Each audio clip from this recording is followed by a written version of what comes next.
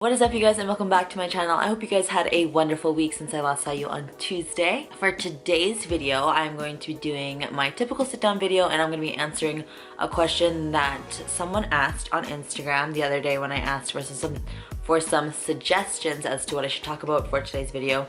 And the question was how to still enjoy time with family and friends while cutting / going through an extreme diet. And this is something that I've talked about a lot before, like when I prepped last year for nationals, and it's a great question.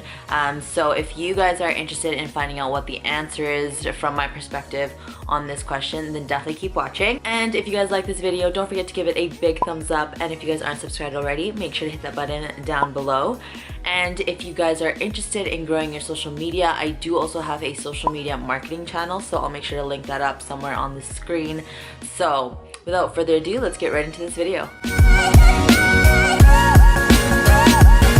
So how do you stay sociable basically when you're on an extreme diet, or you're prepping for a show, you're prepping for an event, you're prepping just for you, whatever it may be. Whenever you're in some sort of caloric deficit and just on like an extreme, I guess you could say, maybe not like extreme, but when you're on some sort of regime where you don't have much flexibility, I guess. Because obviously, especially when it comes to competitors, like there comes a time where you're like super strict and you know, you just don't have that much wiggle room when it comes to your nutrition and training and stuff like that. And you know, being in a caloric deficit and training so hard can put you in a position where you can be very irritable, you can be very impatient, and sometimes you just don't want to be socializing with people, you don't want to be around food you can't be eating. And it's just something that comes with being in such extremes, or just being in a caloric deficit sometimes, and you can be really fatigued, and you can just be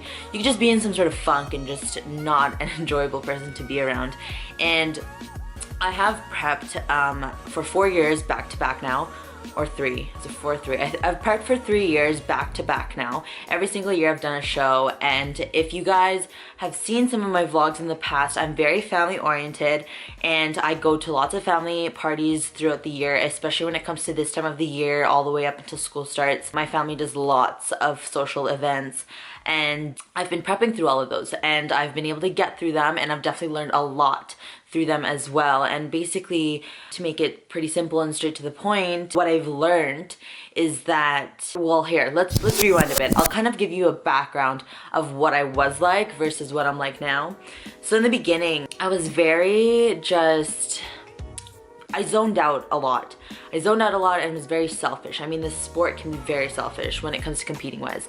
You can become very selfish, and that's because you are training for a certain goal that you have for yourself, and it literally takes up your whole life. Like, you have to change your whole lifestyle and just everything. So you do become very selfish. And my second year of my comeback, when I really got serious about bodybuilding, I tuned out a lot of my family, my loved ones, my boyfriend, as a matter of fact. And I totally just was so zoned in and was just so focused, and I was selfish. Like, there's no other way to put it other than saying that I was super selfish. Not a good way to be when you are in a caloric deficit, or you know, whatever journey you're in. It's just not a good way to be in.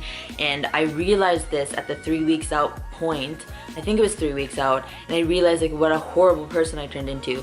And I promised myself after that I would just never do that again. So that was the second year of competing. Last year when I competed for nationals, I had a totally different mindset. I was just so much more positive, and I didn't neglect my family, didn't neglect my boyfriend, didn't neglect my friends, just didn't neglect those people who were important to me, and I didn't neglect social events. I made it out to most of the family events that I had during my prep. There were a few where I kind of just said, you know what, like I just really shouldn't go, kind of thing.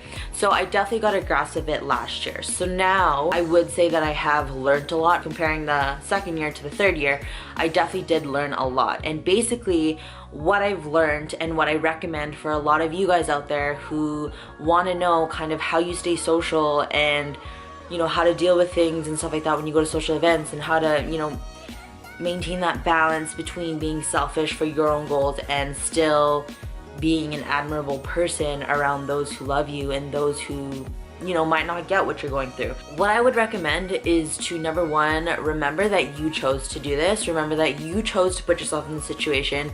You are doing this for you, and at the end of the day, you made this decision. Don't throw yourself a pity party just because you can't eat this, or just because you're in a funk for that day, or you're tired, or you're hungry, or whatever it may be. Don't throw yourself a pity party because you chose to do that, plain and simple. And if you are feeling like super irritable and just like not in a mood to be talking to anybody, then maybe you shouldn't go to that event.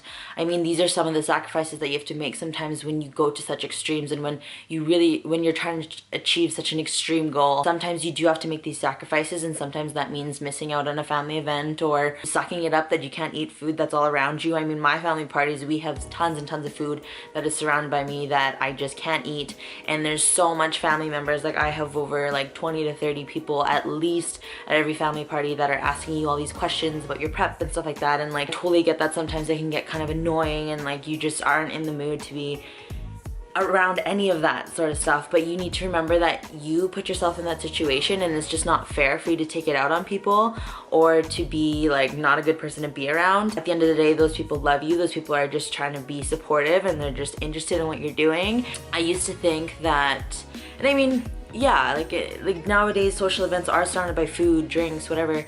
But I used to think that you absolutely had to be eating the same food as everyone else at a social event in order to be in a good mood.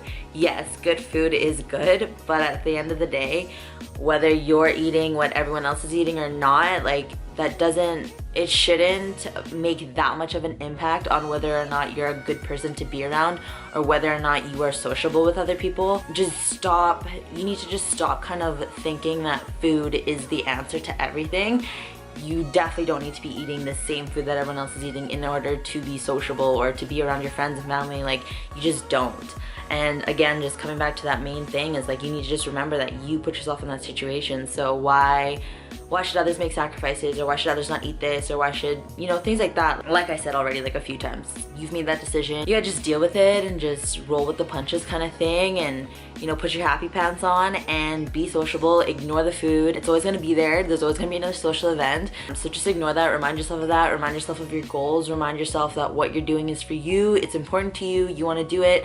But don't neglect your loved ones, your friends, your family, whatever it may be, because at the end of the day, they're trying to support you. They're still a part of your life, and you shouldn't let your goals completely change you as a person and how you treat others. It's just not fair, and it's not right.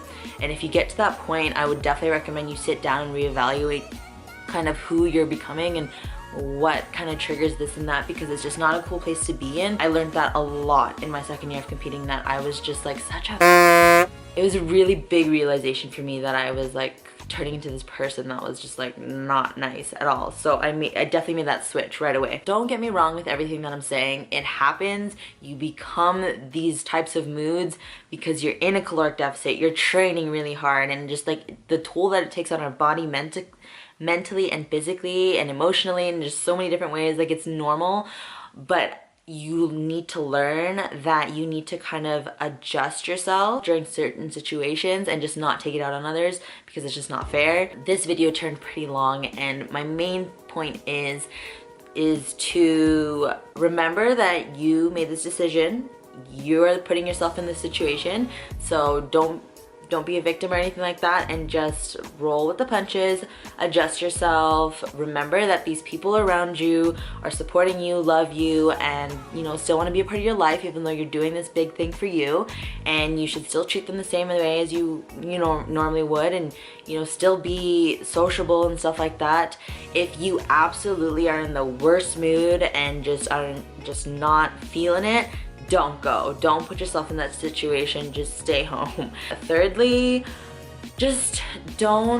something that I've learned a lot is don't let fitness be your life. Let it be a part of your life, but don't let it be your life where you neglect a lot of the important things in your life, especially these social events. Like, for me especially, like, because they are mostly family events, like, they mean a lot to me, because these are a lot of the times is when you create memories with your family and you bond and you grow as a family. So they mean a lot to me, so don't ever neglect those, because you do regret it in the end. Number 3 would just be, food isn't everything. I mean, it seems that way, but it honestly isn't. it's not that big of a deal if you can't have what everyone else is having. That doesn't mean you have to be super sour and like super obnoxious. Like it's just food at the end of the day. It's just food. It's what fuels our bodies. And yes, it does kind of mend the whole social idea, but I mean, you just kind of have to sit back and realize like, okay, it's not that big of a deal. I mean, yeah, it'd be a little bit more enjoyable, but it's really not that big of a deal. At the end of the day, your goals are super important to you, so it is what it is.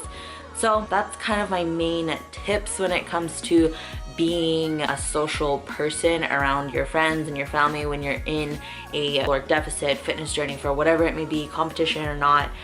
Those would be kind of my tips.